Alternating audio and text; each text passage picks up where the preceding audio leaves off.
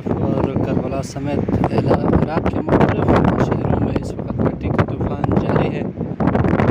और इस वक्त चलने फिरने में मुश्किलों का सामना करना पड़ रहा है, क्योंकि ये मिट्टी का तूफ़ान जो है